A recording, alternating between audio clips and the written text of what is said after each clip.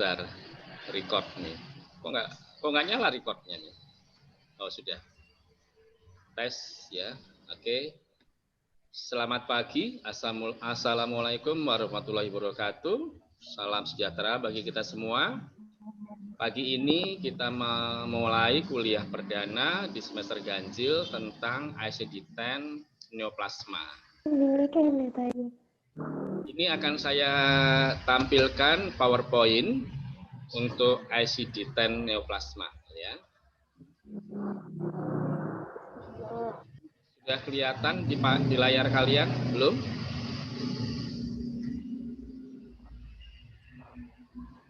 Belum Sudah kelihatan Mbak. ada di layar. Sudah kelihatan?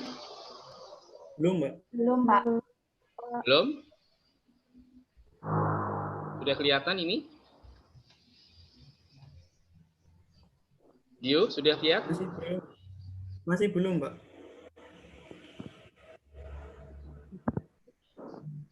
Sudah kelihatan? Sudah, Pak.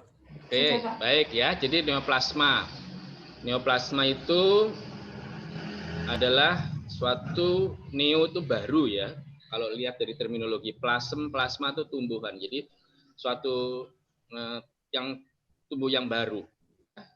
Suatu kata lainnya itu suatu keganasan bisa ya. Nanti penggunaan ICD atau coding itu bisa kita lihat di ICD 10 dan juga di ICD-O ya, bukan 0 ya. ICD-O. O itu singkatannya apa? Onkologi ya, ICD onkologi. Onkologi itu ya tumor ya atau neoplasma itu ya. Oke.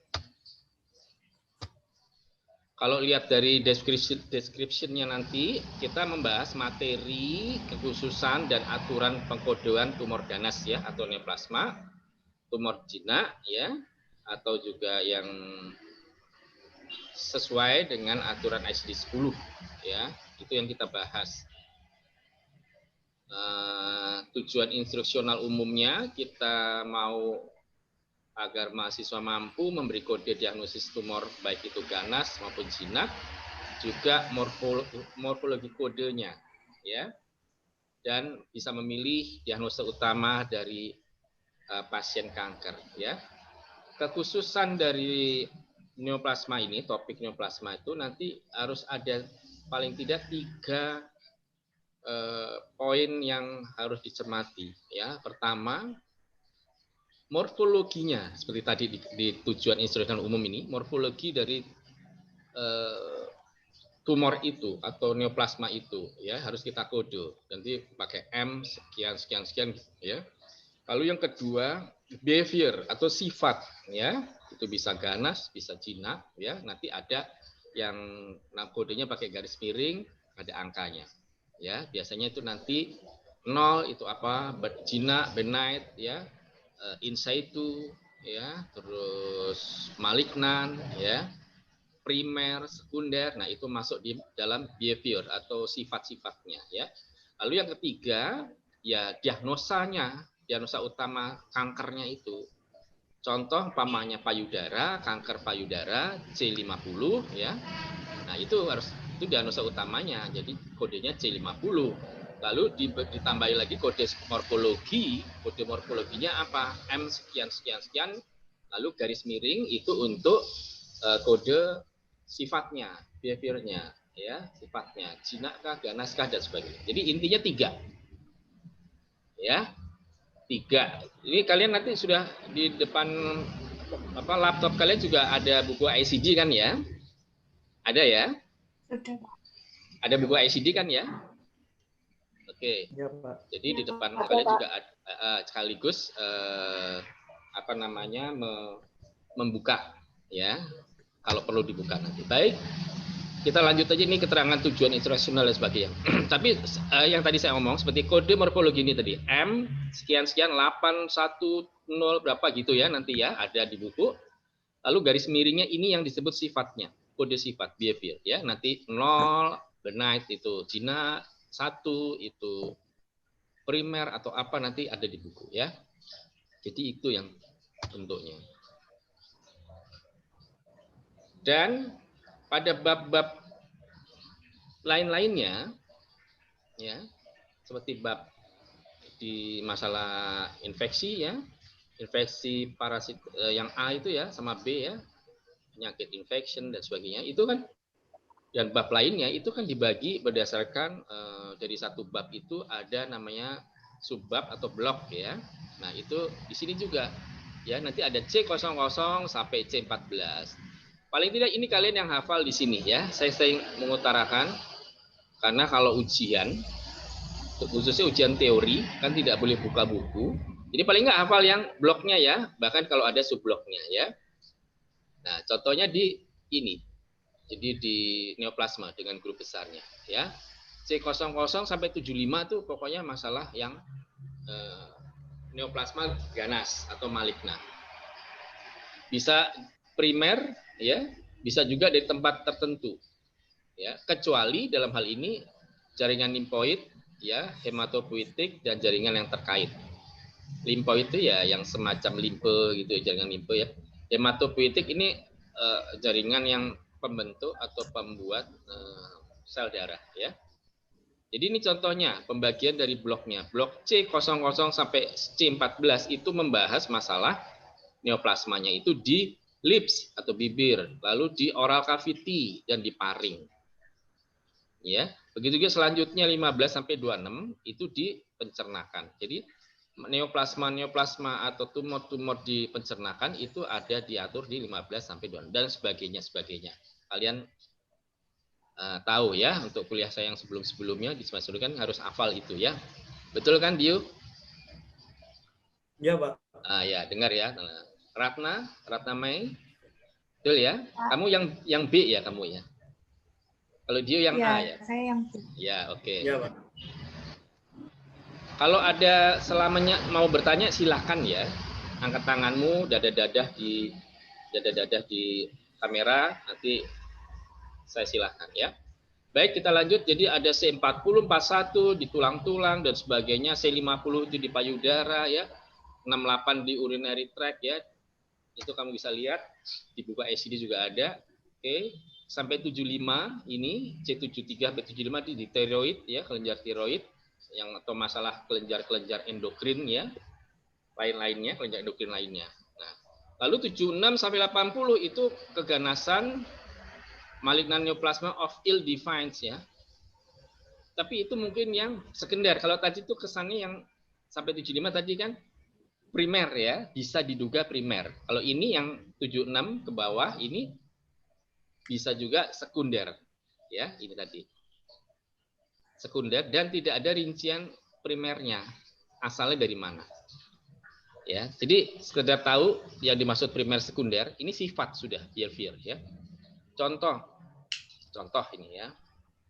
CA payudara. Ya. Tapi di samping itu dia pasien ini juga ternyata ditemui adanya CA di serviks wanita nih ya, CA serviks. Nah, dokter mengatakan yang primer itu payudara, CA50, C50. Ya. Karena dia metastase, tahu metastase ya? Menyebar, dia bisa ke serviks. Ya. Atau menyebar mungkin ke paru-paru. CA pulmo bisa. Nah, yang penyebarannya itu di serviks atau di paru-paru itu sebagai sifat sekunder. Makanya nanti C-nya di bawah 75 ya, 76 dan sebagainya ya. Paham maksudnya primer sekunder ya? Vina? Dengar nggak Vina? Oh, di unmute ya. Ya, oke, enggak apa-apa. Ratna, paham ya? Kita lanjut ya. Nih, 8196. Ini neoplasma yang ganas tapi dinyatakan atau diduga primer ya di limfoid. Tadi kan ada pengecualian jaringan limfoid, hepatik dan jaringan terkait ya. Ini yang termasuk dikatakan kecualinya ya. Lalu 97 ini neoplasma yang ganas juga. bisa primer dan bisa juga di tempat yang macam-macam yang banyak ya, multiple ya. Lalu kalau yang D ya, D00 sampai 09 itu mengatur yang in situ ya. Ya udah di situ ya, gitu ya. Lalu yang D10 sampai 36 ini yang jinak benite. Ini pembagiannya ya, umumnya ya di situ ya. 37 sampai 48 ini yang sifatnya yang belum dapat ditentukan ya, uncertain ya. Belum tahu ini masuk mana ya, itu. Jadi yang masuk semacam kayak keranjang sampah jadi ya, belum jelas ya, gitu. Baik, sebagai catatan ya, di sini ada kita lihat kalau di buku kurang lebih di halaman 165 117 itu ada disebut primary, ill-defined, secondary, and unspecified site of malignant plasma. Itu artinya secara primer dinyatakan sebagai tumor ganas, bisa juga sekunder atau pada lokasi atau site ya yang tidak dirinci. Contoh yang kategori yang atau blok yang C76 sampai 80. Ini maligna yang tidak jelas site ya, uncertain ya. Atau kankernya ini bisa dikatakan disseminated atau tersebar atau tercecer atau semburat spread ya. Itu yang di contoh CT76 sampai 80. Aktivitas fungsionalnya semua neoplasma itu ada di bab 2. Baik itu fungsional aktif maupun tidak. Kode tambahan dari bab 4 bisa digunakan untuk mewakili aktivitas fungsional. Nah ya, silakan nanti dilihat ya. Dilihat bab 2 ya, bab 2 sama bab 4 ya. Contoh nih ya, katekolamin production maligna pechromocytoma of adrenal gland. Jadi ini di kelenjar anak ginjal ya. Jadi dia di kode 74 sebagai diagnosa primernya. Ya. Lalu ada kode tambahan E275 karena di kelenjar adrenal tadi. Jadi kodenya 2 ya. Tapi bukan double code yang dagger asterisk ya, beda. Ya. Contoh kedua, basophil adenoma of pituitary gland with Cushing syndrome. Pituitary gland itu masuk apa? Kelenjar pituitary ya, termasuk apa? Itu tiroid ya, di mana? Pertumbuhan ya, mengatur sebagainya itu ya. Jadi di sini masuk di D35 tambahannya E47 ya, masuk dalam endokrin ya. Nanti di bukunya dilihat juga sambil dilihat ya. Nah, sekarang sifat selanjutnya morfologi ya. Morfologi. Nah, morfologi. Halo ya. Coba yang Salsabila sama Dela, Dio tolong dibilangkan kalau hadir jangan blank kameranya. Ya, harus standby di depan kamera. Nanti saya anggap tidak datang, tidak ini absennya. Jadi kan udah dibaca ya aturan tata tertibnya ya. Jadi tidak boleh kameranya kosong atau hanya foto, tapi yang bersangkutan. Ya, jadi nggak mau saya disambil tidur sambil ditinggal aja kan gitu, nggak bisa. Jadi tolong diperhatikan kuliah saya. Dio atau Ratna tolong hubungkan Salsabila ya sama Dela Risma ini. Ya, ada beberapa yang halo, Dio. Halo. Garis miring 3. Gitu. Ya, jadi ada 3 kode yang harus dikode. Itu yang kekhususan di neoplasma. Oke, sampai jam 10 sudah. Ada 1-2 pertanyaan, boleh? Silahkan, ada mau mengajukan pertanyaan. Maulidia? Riko mau bertanya? Baik, kalau belum, nanti ini saya PowerPoint ini saya kirim ke grup ya, kamu baca, lalu contoh soal itu kamu kerjakan, minggu depan kita diskusikan lagi ya. Kita lihat apakah tetap pakai Zoom atau pakai model ya.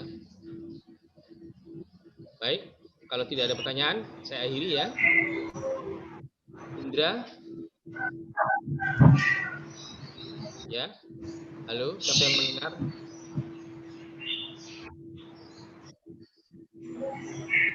Sudah ya? Baik, Pak. Baik, Pak. Sekian kuliah ini saya akhiri. Wassalamualaikum warahmatullahi wabarakatuh. Waalaikumsalam warahmatullahi wabarakatuh. Warahmatullahi wabarakatuh.